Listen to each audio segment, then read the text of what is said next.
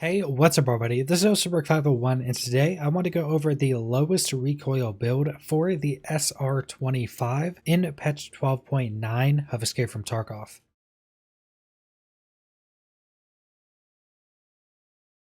Now, before we get into the video, 99% of you that watch my videos aren't subscribed, so make sure to subscribe if you want to keep up with all my Escape from Tarkov videos. And like with all of my videos, there will be a link in the description to the Tarkov Gunsmith website where you can go and easily see all the parts you need for this build and see updated prices for those parts on the flea market. Now, with the rebalance of weapon parts in patch 12.9, the SR-25 has become a much more powerful weapon. Patches before this weapon was not used that much, and most of the time if it was used, it was probably used as a long range sniper and not as a all around really strong weapon like it is now. And it's even comparable, or in some situations better, than a meta M1A for a few reasons. First off, the lowest recoil for this weapon is putting a silencer on it. The M1A is still using the lantec blast combination, which makes it not silenced, which can definitely be a buff for the SR-25. The SR-25 is also quite a bit lighter than a fully kitted M1A, which with the new arm stamina changes can actually matter quite a bit. The only downfall I would say with the SR-25 compared to the M1A is that it only has 20 round mags instead of the 30 round mags of the M1A, which can definitely be a pretty big deciding factor in some fights. So starting off, we have the Lancer LCH7 12.5 inch M-Lock handguard.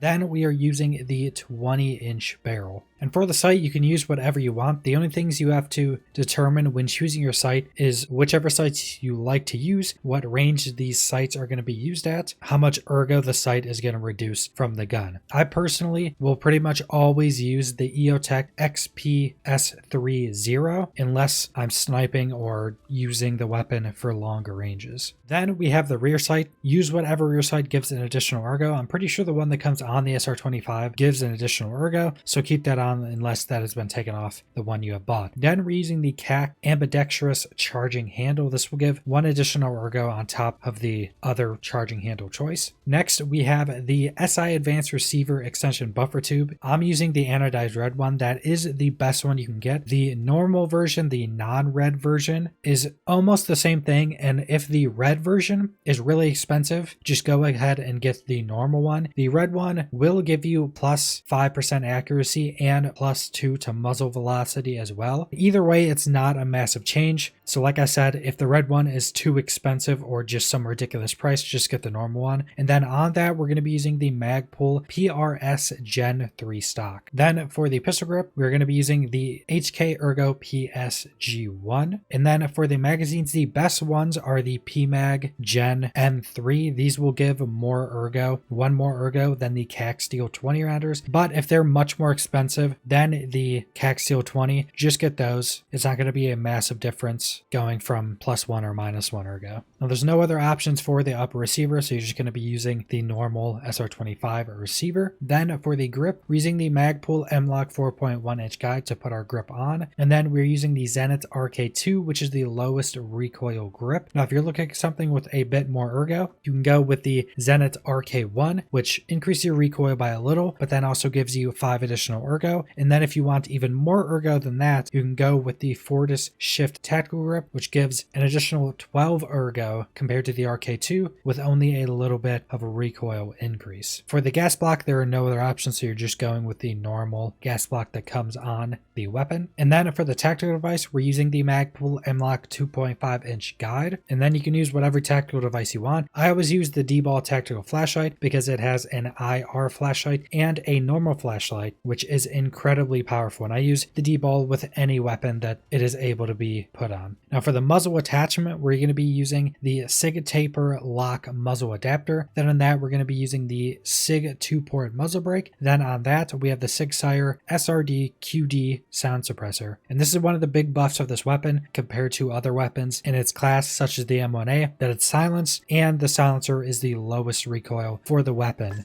So that is the entirety of the build. And like I said, I think this is going to be used a lot more than in previous patches because of a lot of the weapon mod changes. Overall, if you build get a more balanced build for this, you can still get some decent ergo on this weapon with having a decently low recoil, especially for a semi-automatic weapon. And this is kind of sharing the slot now with the M1A that the M1A pretty much had by itself in the previous patch, because this one is silenced, a bit lighter, giving it some actual buffs and advantages over using an M1A. And like I said, there will be a link in the description to this build on the Tarkov Gunsmith website, so you can easily see all the parts and see updated prices for those parts on the flea market. So subscribe if you want to see more Escape from Tarkov videos, leave a like if you liked the video, leave a comment down below what you guys think about this build, and thanks for watching.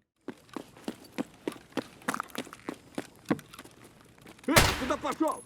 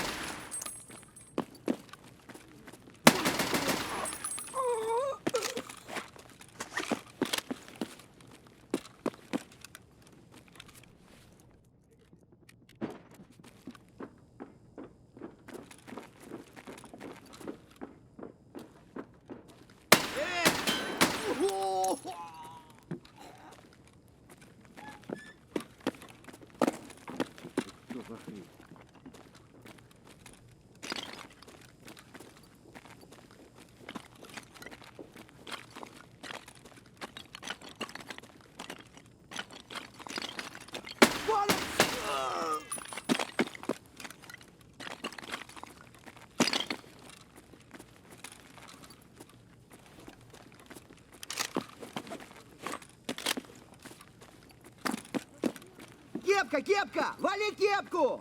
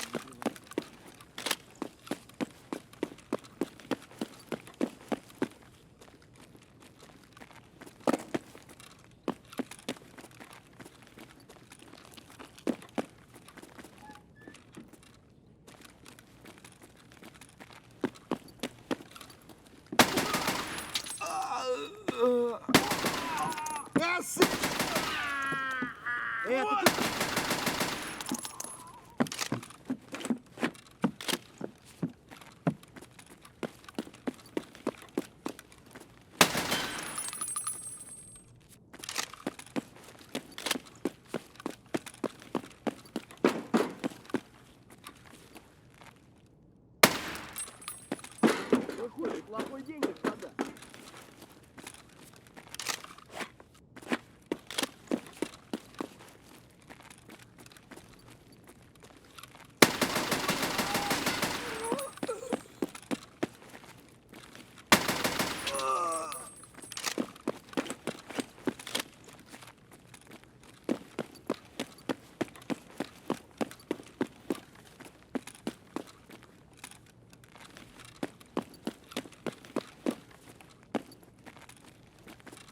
Ёбнули нахрен!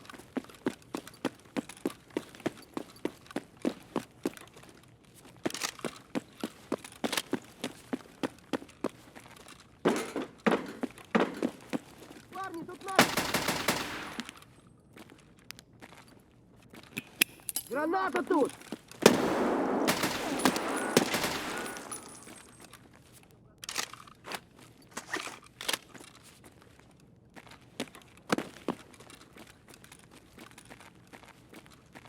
Башка болит. Бухать.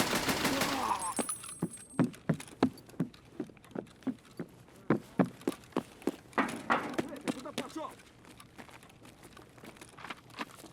Очко не трони, хуесос!